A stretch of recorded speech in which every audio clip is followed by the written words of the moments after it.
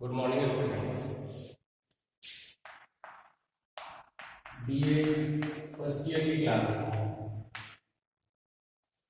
Geography subject हम पढ़ रहे हैं, जिसमें हम डिस्कस कर रहे हैं पेपर फर्स्ट को, जिसका नाम है फिजिकल ज्योग्राफी, यानी कि भौतिक भूगोल जिसको बोला जाता है। फिजिकल ज्योग्राफी की हम बात कर रहे हैं। इसके अंदर हम लोग टॉपिक डिस्कस कर रहे थे पिछली क्लास में नदी के वर्ग के बारे में।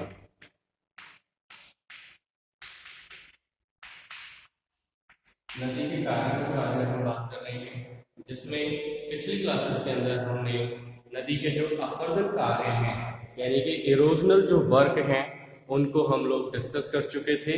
और उसके बाद हम लोग बात कर रहे थे नदी के जो डिपोजिशनल वर्क हैं, यानी कि निक्षेपात्मक जो कार्य हैं, उनके बारे में हम बात कर रहे थे।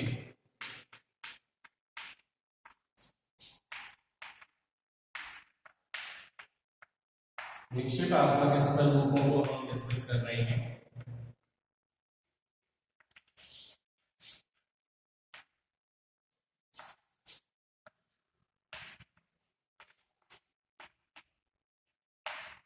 डिपोजिशनल लैंडफॉर्म्स को हम लोग डिस्कस कर रहे थे, जिसमें हमने पिछले क्लास के अंदर कुछ जो स्थल हो गए उनके बारे में बात की थी। जैसे हमने बात की थी उसमें जलोढ़ यानी कि एलुवियल फॉर्म और एलुवियल फैंस के बारे में भी हम लोगों ने डिस्कस किया था लास्ट क्लास के अंदर। और उसके बाद में हमने तटबंध जो थे, नेचुरल लेवीज जिसको बोला जाता है, प्राकृतिक तटबंध, उनके बारे में भी हम लोगों ने पिछली क्लास में डिस्कस कर चुके हैं। और उसके बाद हम लास्ट में बात कर रहे थे स्थल रूपी नदी डेल्टा के बारे में। नदी डेल्टा को हम लोग पिछली क्लास में डिस्कस कर रहे थे, जो जिसके अंदर हम कुछ जानकारी इसके बारे में बता चुके थे। इसमें आपको बताया था कि इसका जो नामकरण हुआ है नदी डेल्टा का, ये ग्रीक भाषा का जो डेल्टा बनता है उसके आधार पर इसका नामकरण किया गया है। और नदी के द्वारा जो निर्मित स्थल रूप है, उनमें सबसे महत्वपूर्ण स्थल रूप के रूप में नदी डेल्टा स्थल रूप को माना जाता है। और बताया था आपको कि कोई भी नदी जब किसी सागर या झील में गिरती है, तो गिरने से पहले उसके अंदर उसके वेग में बहुत धीमापन आ जाता है, उसकी गति बहुत धीमी हो जाती है। और उस अवस्था के अंदर जो इनके साथ अवसाद लाकर बहाकर लाए गए होते हैं, छोटे छोटे कंकड़ पत्थर, मिट्टी, रेत वगैरह जो भी होती है, वो इसके साथ बहाकर लाए गए होते हैं। उनको नदी के वेग में कमी आने के कारण उस क्षेत्र के अंदर छोड़ दिया जाता है, और उनका जमाव नदी का जब सागर में गिरने वाला स्थान है या झील में गिरने वाला स्थान है, उससे पहले वाले स्थान पर उनको सबको निक्षेप कर दिया जाता है। तो पूरी सतह के ऊपर जलीय स्थिति नजर आती है, और इस तरीके की जो स्थिति होती है उसे नदी डेल्टा के नाम से जाना जाता है। इसके नामकरण के बारे में हम लोग बात कर चुके थे। और इसका जो नामकरण है, ग्रीक भाषा का जो अक्षर है डेल्टा, उसके आधार पर इसका नामकरण किया गया है। जिसका कारण क्या है कि ये तो जो ग्रीक भाषा का अक्षर है उससे इसका नामकरण हुआ है ना। और इसका जो नदी के द्वारा जो निर्मित स्थल है, उसकी आकृति इसकी समान होती है, इसलिए इसका नामकरण डेल्टा रखा गया है। और सबसे पहले जो डेल्टा शब्द है वो नील नदी के मुहाने के लिए किया गया था। और ये जो डेल्टा का नामकरण किया गया था, यानी कि सबसे पहले डेल्टा शब्द का उपयोग नील नदी के मुहाने के लिए किया गया। और ये जो शब्द का उपयोग था, ये सबसे पहले जो उपयोग किया था, ये प्रसिद्ध इतिहास था जिनका नाम क्या था, हेरोडोटस। इन्होंने इसका सबसे पहले इस शब्द का उपयोग किया था, और वो भी नील नदी के लिए। और बाद में सभी नदियों के मुहाने पर जो निक्षेप से निर्मित आकृति हैं उनको डेल्टा शब्द के नाम से उनको बताया गया, और सभी नदियों के द्वारा किसी न किसी प्रकार के डेल्टा का निर्माण किया जाता है। डेल्टा कई प्रकार के होते हैं। आर्क्यूएट होता है यानी कि चापाकार होता है, फिंगर शेप में होता है यानी कि पंजाकार होता है, और इस तरीके के कई डेल्टा होते हैं जिनका निर्माण नदियों के द्वारा किया जाता है। अलग अलग शेप के होते हैं, और इस तरीके से जैसे बर्ड फ्रूट का होता है, पंजाकार आकृति वाला डेल्टा होता है, चापाकार आकृति वाला डेल्टा होता है जिसे आर्क्यूएट डेल्टा बोला जाता है, और एस्चुराइन वाला भी डेल्टा होता है यानी कि ज्वारमुखी डेल्टा भी होता है, और ट्रंकेटेड डेल्टा भी होता है, Lobate delta, growing delta, blocked delta. तो इस तरीके के काफी सारे डेल्टा हैं जिनका निर्माण इनके द्वारा किया जाता है। तो ये बात थी अपनी डेल्टा के बारे में, और नदी के द्वारा जो स्थित जो निर्मित स्थल रूप होते हैं उनमें सबसे महत्वपूर्ण स्थल रूप के रूप में ये डेल्टा का ही अधिक उपयोग होता है, और डेल्टा ही अधिक महत्वपूर्ण स्थल रूप के रूप में होता है जो नदी के निक्षेप कार्यों से जुड़ा हुआ स्थल रूप होता है। तो इसके अंदर हम जैसे बात कर रहे हैं कि डेल्टा जो है कई प्रकार के होते हैं, जैसे चापाकार डेल्टा होता है। ये चापाकार को आर्क्यूएट डेल्टा भी बोला जाता है, और एक होता है पंजाकार डेल्टा, यानी कि उसकी आकृति कैसी होती है, पंजाकार अंगुलियों के समान होती है, इसलिए इसको पंजाकार डेल्टा को बोला जाता है। बर्ड फुट डेल्टा, जैसे कोई भी पक्षी है उसका जो पंजा होता है इस तरीके का होता है, ऐसी शेप होती है। तो इस तरीके की जो आकृति बनती है ये होता है पंजाकार डेल्टा के रूप में, जैसे बर्ड फुट डेल्टा बोला जाता है। कुछ होते हैं ज्वारमुखी डेल्टा,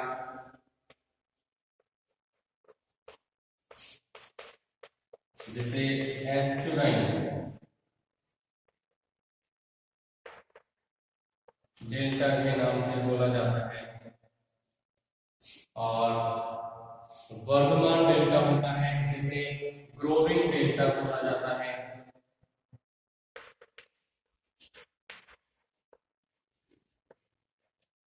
और इसी तरीके से ब्लॉक यानी कि आवृत डेल्टा भी होता है। तो इस तरीके से कई प्रकार के डेल्टाओं का निर्माण नदियों के द्वारा किया जाता है, जिनमें मुख्य रूप से जो होते हैं वो या तो आर्क्यूएट होता है, या बर्ड फ्लूट होता है, या एस्चुराइन वाला होता है। ये तीन ही मुख्य प्रकार के डेल्टा नदियों के द्वारा निर्मित किए गए होते हैं। तो ये जो स्थल रूप है ये नदी के निक्षेप स्थल रूपों के बारे में था जिनका निर्माण नदियों के द्वारा किया जाता है। इसी तरीके से डेल्टाओं के बारे में बात की हमने। इससे पहले जो एलुवियल फैन है, एलुवियल कॉर्न है, यानी कि जलोढ़ और जलोढ़ शंकु, ये स्थल रूप नदी के निक्षेप कार्य के द्वारा यानी कि डिपोजिशन के द्वारा इनका निर्माण किया जाता है। तो इस तरीके से ये जो नदी के वर्क वाला अपना टॉपिक है ये यहाँ कंप्लीट होता है, जिसमें हमने पिछली क्लासेस के अंदर भी बात की थी, और उसके अंदर हमने नदी के बारे में बात की थी। नदी के द्वारा जो अपरदन कार्य किया जाता है वो किस तरीके से किया जाता है उसके बारे में भी हमने डिस्कस किया, और उसके बाद में इसके जो इरोजनल लैंडफॉर्म्स हैं, अपरदनात्मक जो स्थल रूप है जो नदी के अपरदन के द्वारा निर्मित होते हैं, यानी कि स्थल रूप का विनाश करके जो स्थल रूपों का निर्माण होता है उनके बारे में हमने डिस्कस किया था, जिसमें हमने वी आकार की घाटी को डिस्कस किया, गॉर्ज को डिस्कस किया था, कैनियन को बताया, उसके बाद पोर्ट होल्स के बारे में हमने बात की, तो इस तरीके के प्लंज पूल है, पॉट होल्स है, इस तरीके के कई स्थल रूपों के बारे में हमने आवर्तन के द्वारा जो निर्मित होते हैं नदी के, उन सभी स्थल रूपों को डिस्कस किया। और उसके बाद में हमने नदी के डिपोजिशनल जो वर्ग हैं उनके बारे में हमने डिस्कस किया है। तो ये टॉपिक हमारा यहाँ कंप्लीट होता है। इसके बाद हम अगला टॉपिक अपना शुरू करते हैं, और अगला जो टॉपिक है वो होता है भूमिगत जल के बारे में।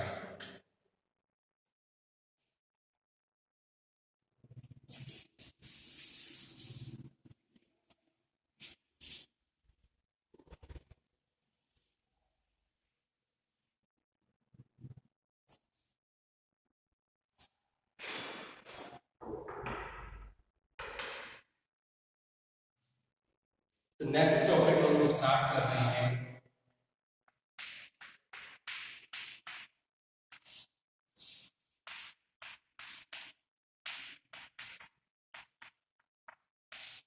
भूमिगत जल के कार्य, यानी कि वर्क्स ऑफ अंडरग्राउंड वाटर।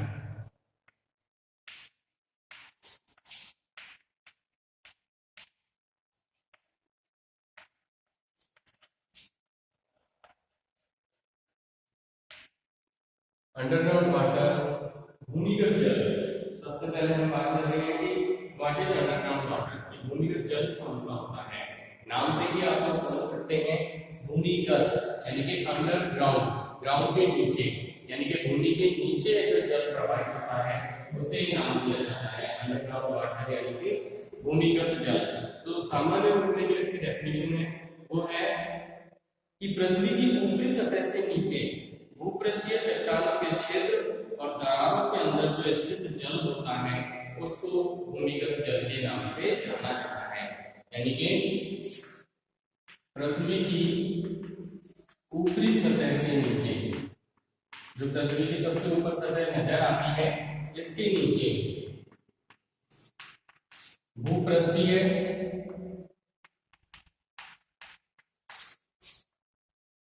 चट्टानों के क्षेत्रों और दरारों में स्थित जल को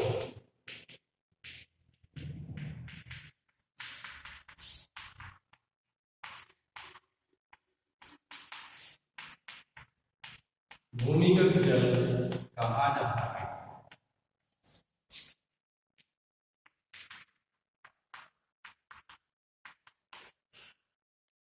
पृथ्वी की जो ऊपरी सतह है, सरफेस, जो धरातल हम देखते हैं, इसके नीचे वाली जो परत है उसके ऊपर जो चट्टानें पाई जाती हैं, उन चट्टानों के अंदर बीच में यदि किसी क्षेत्र में दरारें हैं, परत हैं, उन परतों, उन दरारों और उन चट्टानों के बीच में पाए जाने वाले जो होल्स होते हैं, यानी कि जो छोटे छोटे या बड़े जो भी छिद्र उसके अंदर पाए जाते हैं, उन सभी के अंदर जो स्थित जल होता है, यानी कि इनके अंदर जो पाया जाने वाला जल होता है, इसे ही भूमिगत जल के नाम से जाना जाता है। सामान्य रूप में क्या है कि पृथ्वी की सतह के नीचे जो चट्टानें हैं, उन चट्टानों के बीच में, उनकी दरारों में, उनके क्षेत्रों में जो जलीय स्थिति है, उसी जल को भूमिगत जल के नाम से जाना जाता है। तो भूमि जो धरातलीय सतह है, इसके नीचे जो भूमिगत जल है, ये इसके जो प्रमाण है कई रूप होते हैं। जैसे हम बात करें कुएं, कुएं भी तो भूमि के अंदर से ही जल निकाल के देते हैं। ये सभी जो है कुएं, गेसर और जो अपने आर्टिफिशियल कूप होती है, पाताल खरोनी, ये सभी इस प्रकार के स्रोत हैं जिनसे भूमिगत जल की प्राप्ति होती है, और इनके स्थिति के कारण ही ये प्रमाणित होता है कि पृथ्वी के आंतरिक भाग में जलीय स्थिति भी है। तो इस तरीके से ये सभी स्रोत हैं, और ये जो जल है, ये जल क्या होता है, ऊपरी सतह जो धरातलीय सतह है, इसके नीचे वाली सतह के पास मिलता है, या ऊपरी सतह के नीचे ही इस जल की प्राप्ति होती है। इसलिए इस जल को सब सरफेस वाटर, यानी कि अधः तल जल के नाम से इसे जाना जाता है। इसके कई स्रोत होते हैं कि भूमिगत जल किन स्रोतों से प्राप्त होता है, उनके बारे में हम बात करते हैं। कि इसकी जो प्राप्ति के स्रोत हैं भूमिगत जल किन स्रोतों से प्राप्त हो रहा है, इसके इकट्ठा होने के सोर्स क्या है उनके बारे में। तो भूमिगत जल क्या है, डायरेक्ट इनडायरेक्ट रूप में कई तरीके से प्राप्त होता है। जैसे जो इसका सबसे महत्वपूर्ण स्रोत होता है वो होता है एक तो जलीय वर्षा और दूसरा हिम, यानी कि ग्लेशियर वगैरह जो है, बर्फ का जो जमाव है वो, ये भूमिगत जल के सबसे महत्वपूर्ण स्रोत होते हैं। धरातलीय भाग के ऊपर तो तालाब, झील, नदियां, वनस्पति और सागरों से वाष्पीकरण के द्वारा जल वर्षा और हिमपात के रूप में धरातल पर जल की प्राप्ति होती है। और धरातल पर जो जल प्राप्त होता है इसे आकाशीय जल के नाम से जाना जाता है। यानी कि पहला जो स्रोत है वो होता है आकाशीय जल। अब आकाश से जल की प्राप्ति कैसे हो रही है, या तो वाष्पीकरण के द्वारा या जलीय वर्षा के द्वारा। तो आकाशीय जो जल की प्राप्ति हो रही है वो या तो जल वर्षा के द्वारा प्राप्त हो रही है, या हिमपात जहां होता है वाष्पीकरण के द्वारा जब वो पिघल जाता है तो उसके द्वारा जो प्राप्त होने वाला जल है धरातल के ऊपर, उसे आकाशीय जल के नाम से ही जाना जाता है।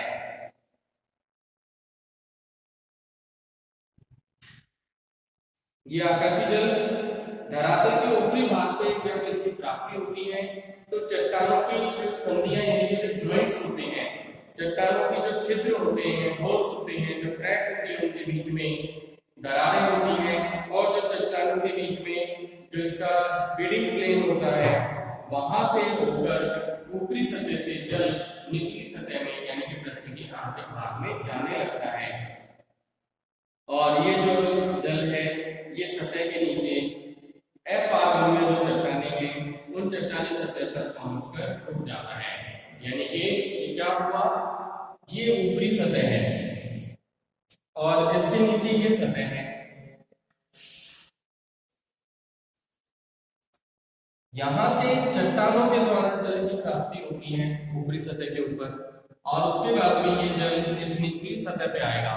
निचली सतह पे जब इसके बीच में कोई छिद्र होते हैं, दरारें होती हैं, कोई जो हम कहें ज्वाइंट्स होते हैं चट्टानों के बीच में, तो उन चट्टानों के बीच में से ये क्या है नीचे पहुंच जाता है। जैसे यहाँ से जल यहाँ आया, ये प्रवाहित होकर यहाँ पहुंच जाएगा, इधर से प्रवाहित होकर यहाँ पहुंच जाएगा, और ये यहाँ से और नीचे आ गया। और ये जब तक नीचे जाता है कि जब तक कोई ऐसी चट्टान ना आ जाए जो अपारगम्य होती है, यानी कि वहां से जल और नीचे नहीं जा पाता। अब जैसे ये जल यहाँ इस चट्टानी सतह पर पहुंचा और यहाँ छिद्र नहीं है चट्टान के बीच में, तो ये जल और नीचे वाली जो सतह है उसके ऊपर नहीं पहुंच पाता और ये जल यहीं पे स्टोर हो जाता है। तो इस तरीके का जो जल होता है ये आकाशीय जल के नाम से इसको जाना जाता है। और वर्षा की मात्रा कम होती है और शुष्क मौसम के अंदर जो जल का तल होता है, यानी कि जो बेस लेवल होता है वाटर का, जैसे कुएं हैं, वर्षा काल में उनके अंदर पानी आ जाता है, लेकिन जिस क्षेत्र में वर्षा नहीं होती तो जल की स्थिति क्या होगी और नीचे चली जाएगी। शुष्क मौसम के क्षेत्र में जल का जो तल है वो नीचे हो जाता है। क्यों? क्योंकि ऊपरी सतह के ऊपर जल की प्राप्ति नहीं हुई। क्यों? जल वर्षा नहीं हुई इसलिए। और जब यहाँ जल की प्राप्ति नहीं हुई तो ये नीचे की सतह पर जल कैसे पहुंचेगा? नहीं पहुंच पाता। तो इस तरीके से आकाशीय जल के द्वारा ही जो कुएं वगैरह है उनकी जल की प्राप्ति होती है। और वर्षा की कमी होने पर, मौसम शुष्क होने पर जो जल स्रोत होते हैं वो सभी सूख जाते हैं और गड्ढों में नीचे से इसका आने वाला जो जल है वो क्या हो जाएगा? बंद हो जाता है। तो ये इसका प्रथम स्रोत है, महत्वपूर्ण स्रोत है जो आकाशीय जल के नाम से है। इसके बाद दूसरा जो इसका स्रोत है वो होता है सहजात जल, जिसे कोनेट वाटर के नाम से इसको जाना जाता है। सहजात जल यानी कि कोनेट वाटर। तो इसका जो दूसरा महत्वपूर्ण साधन है भूमिगत जल का, वो होता है कॉन्वेट वाटर, यानी कि सहजात जल के रूप में। सागर या झील के क्षेत्र में, किसी सागर के अंदर या किसी झील में जो निक्षेपित परतदार चट्टानें होती हैं, उनके छिद्रों और उनके छोटे छोटे सुराखों में से जो स्थित जल होता है उसको सहजात जल या तलछट जल के नाम से जाना जाता है। जैसे कोई सागरीय स्थिति है, उस सागरीय स्थिति के अंदर जहाँ कोई चट्टानें हैं, जहाँ झील के अंदर कोई चट्टानी सतह है, उन चट्टान के टुकड़ों के बीच में जो छोटे छोटे छिद्र होते हैं, होल्स होते हैं, उनके अंदर जो स्थित जल होता है वो ही जल सहजात जल या इसको तलछट जल के नाम से भी जाना जाता है। इसको तलछट जल या सहजात जल के नाम से जाना जाता है। ये जब चट्टानों सागरों के क्षेत्र में चट्टानों के स्तरों का जमाव हो जाता है और जो सागरीय जल है वो क्या है, पार्वों में जो चट्टानें हैं उनके बीच में रुक जाता है और चारों तरफ से ये अपारगम्य चट्टानों से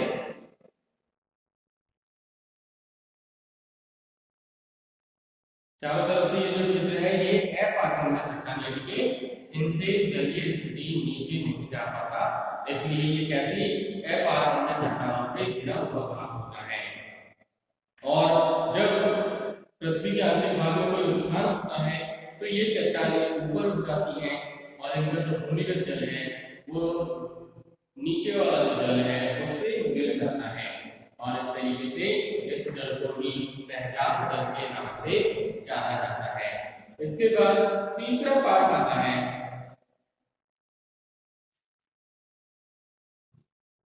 तीसरा जो इसका स्रोत है भूमिगत जल का वो होता है मैग्मा जल। जिसे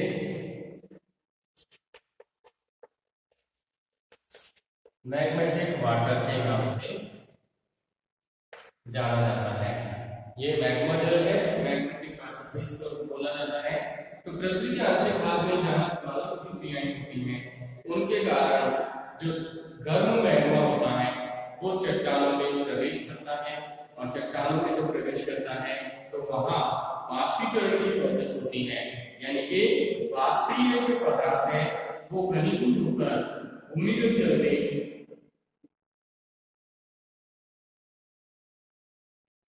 वाष्पीकरण के द्वारा ये जो जल होता है मैग्मा के अंदर, ये क्या है, भूमिगत जल से मिल जाता है और ये जो जल है ये जो मैग्मा होता है, मैग्मा के अंदर जो वाष्पीय ऊष्मा होती है वो जल में परिवर्तित हो जाती है और जल में परिवर्तित होने के बाद में ये अंडरग्राउंड वाटर से मिल जाता है। तो इस तरीके से मैग्मा के द्वारा जो प्राप्त होने वाला जल है उसे मैग्मेटिक वाटर यानी कि मैग्मा जल के नाम से इसको जाना जाता है। तो इस तरीके से ये इसके महत्वपूर्ण स्रोत हैं जो आकाशीय जल, सहजात जल और मैग्मा जल के रूप में पृथ्वी पर प्राप्त होता है। तो ये इसके महत्वपूर्ण स्रोत के रूप में है जो भूमिगत जल के लिए प्राप्ति के स्रोत हैं, उनके साधन हैं। इसके बाद हम बात कर रहे हैं आगे कि भूमिगत जल के द्वारा जो किया जाने वाला कार्य है वो किस रूप में किया जाता है।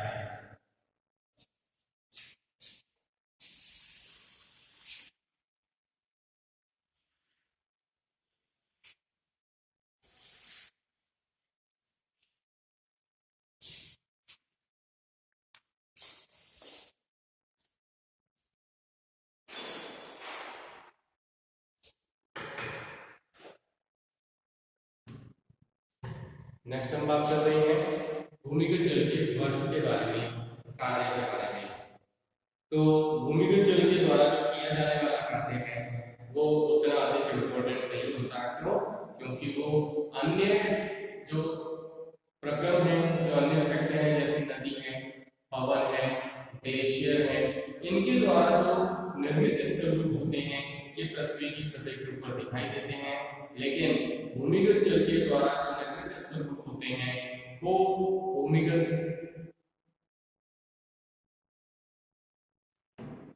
वो स्तरों भूमिगत होते हैं, यानी कि पृथ्वी के आंतरिक भाग में होते हैं, इसलिए वो इतना अधिक इम्पोर्टेंट नहीं होते। और भूमिगत जल के जो प्रवाह है वो गति बहुत धीमी होती है, इसलिए भूमिगत जल के अपरदन और निक्षेप के जो कार्य हैं वो उतना अधिक इम्पोर्टेंस नहीं होते हैं। नेक्स्ट हम बात कर रहे हैं इसके अपरदन कार्य के बारे में।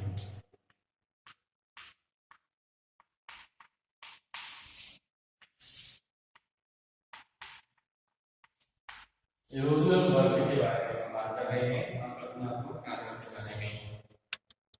तो जैसे हमने पिछली क्लास में नदी के जो अपरदन कार्य पढ़े थे, तो उसमें आपको कुछ प्रोसेस बताई थी कि नदी के द्वारा जो अपरदन कार्य किया जाता है वो किन रूपों में किया जाता है। जैसे हमने उसमें आपको बताया था सॉल्यूशन यानी कि घुलन क्रिया, फिर उसके बाद बताया था कोरोजन यानी कि अपघर्षण, उसके बाद आपको बताया एट्रिशन सन्निकर्षण, और लास्ट आपको बताया था हाइड्रोलिक एक्शन यानी कि जल गति क्रिया।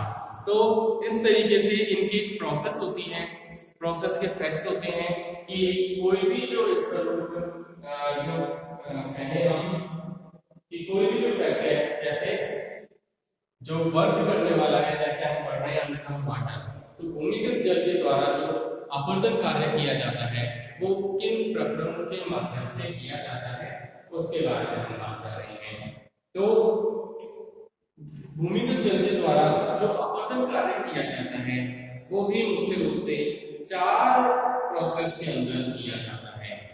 और जैसे हमने बात की थी कि नदी के द्वारा अपरदन कार्य घुलन क्रिया से होता है, तो उसी तरीके से भूमिगत जल के द्वारा भी जो स्तरों का अपरदन कार्य किया जाता है वो सबसे पहले किया जाता है घुलन क्रिया से।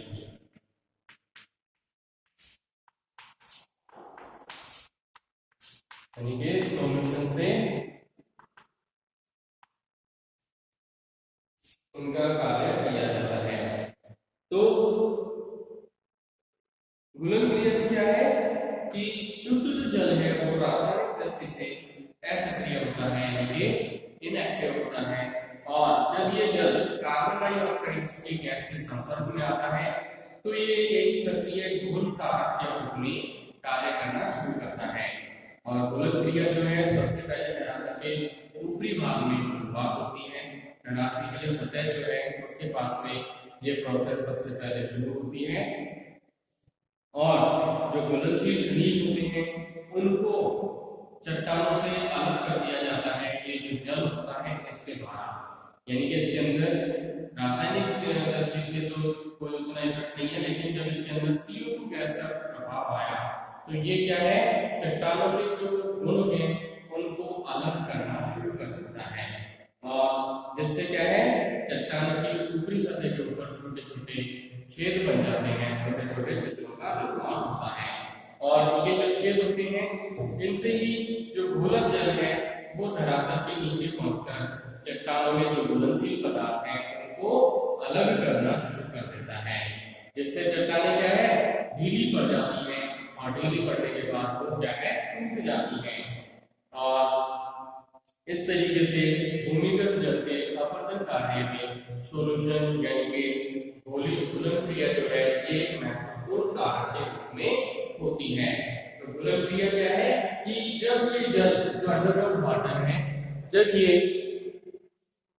जल जो है CO2 के साथ मिलता है तो इसके साथ जो चट्टानों के गुण होते हैं उनको अलग कर दिया जाता है, घुलनशील पदार्थों के जो खनिज हैं वो चट्टानों से अलग हो जाते हैं, और उसके बाद में चट्टानें कमजोर पड़ जाती हैं और वो टूट जाती हैं, जिससे भूमिगत जल के द्वारा आंतरिक भाग में अपरदनात्मक स्तरों का विकास होता है। तो ये घुलन क्रिया के बारे में बात थी, और जो भूमिगत जल की यानी कि अंडरग्राउंड वाटर के जो और प्रोसेस है उनके बारे में हम नेक्स्ट क्लास के अंदर डिस्कस करेंगे। तो यहाँ हम केवल घुलन क्रिया के बारे में रुक रहे हैं, घुलन क्रिया को डिस्कस करके रुक रहे हैं, और इसके बाद में जो इसके अन्य प्रोसेस है जैसे हाइड्रोलिक है, एट्रिशन है, कोरोजन है, इन सब के बारे में हम नेक्स्ट क्लास के अंदर डिस्कस करेंगे। तो ये क्लास को हम यही कंप्लीट करते हैं।